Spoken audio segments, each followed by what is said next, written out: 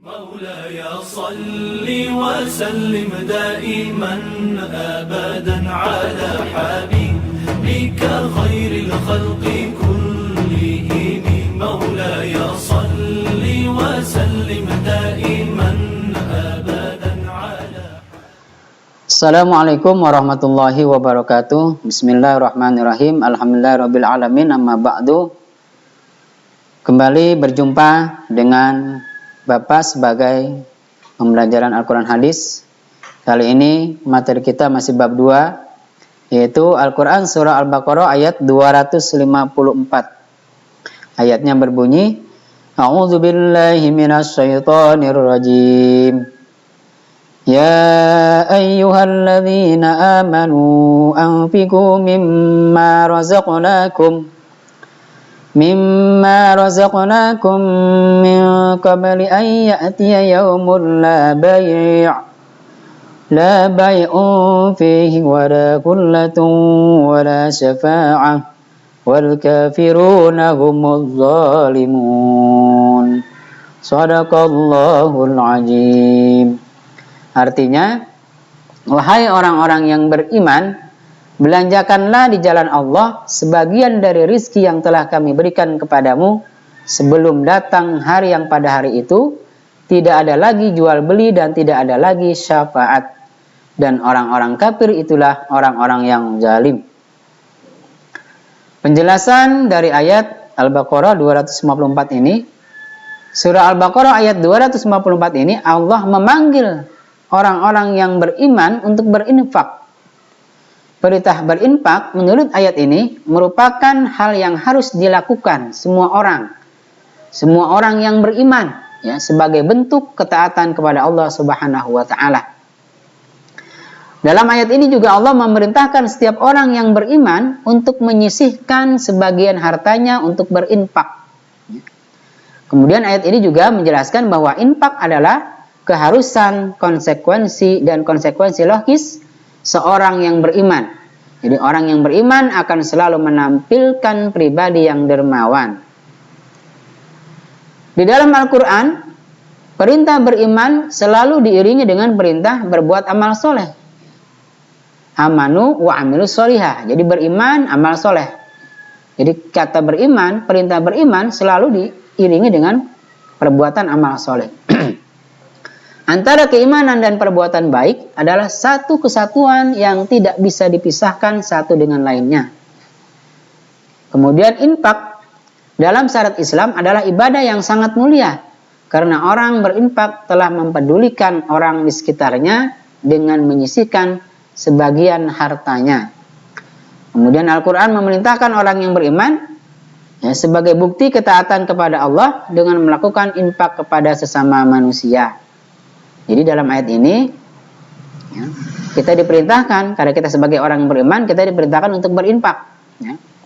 Karena infak itu adalah salah satu amal yang diwajibkan bagi kita, ya, untuk berinfak, karena salah satu juga bagian daripada perbuatan sosial.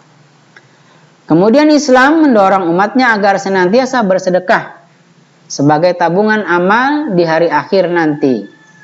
Hal itu karena sedekah merupakan salah satu pundi amal yang bisa dijadikan simpanan kebaikan untuk bekal di hari kiamat nanti.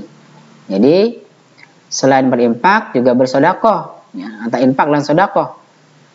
Ini merupakan tabungan amal atau pundi-pundi amal kita untuk persiapan untuk bekal kita nanti atau sebagai simpanan kita nanti, ya, untuk bekal kita di hari kiamat. Karena pada hari kiamat nanti sudah tidak ada lagi hal yang demikian.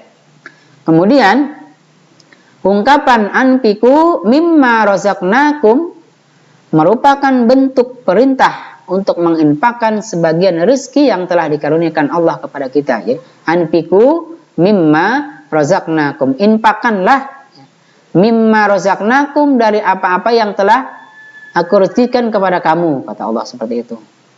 Kemudian maksud ungkapan min qabli ayyatiya yaumun la bay'un fihi wala khullatun wala syafa'ah adalah hari kiamat di mana harta kekayaan sudah tidak berpengaruh Orang-orang yang tidak mempunyai tabungan amal solih akan mendapatkan siksa dari Allah Subhanahu wa Ta'ala.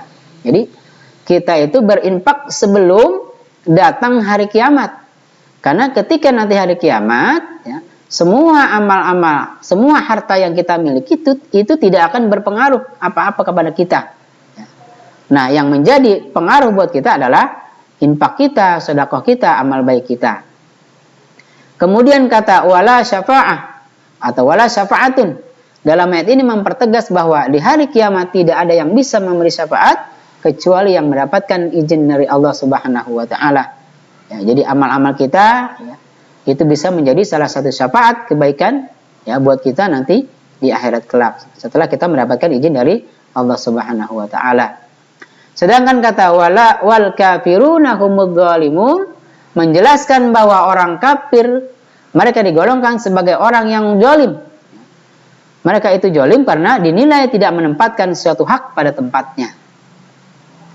Dalam hal ini orang zalim tidak memenuhi haknya sebagai hamba Allah karena mereka menyembah selain Allah, padahal Allah adalah Tuhan yang wajib disembah. Jadi orang kafir dikategorikan sebagai orang yang zalim karena tidak menempatkan hak Allah untuk disembah, ya, tapi ia malah menyembah kepada yang lain. Oleh sebab itu dikategorikan sebagai orang-orang yang zalim. Zalim itu kan menempatkan sesuatu tidak pada tempatnya.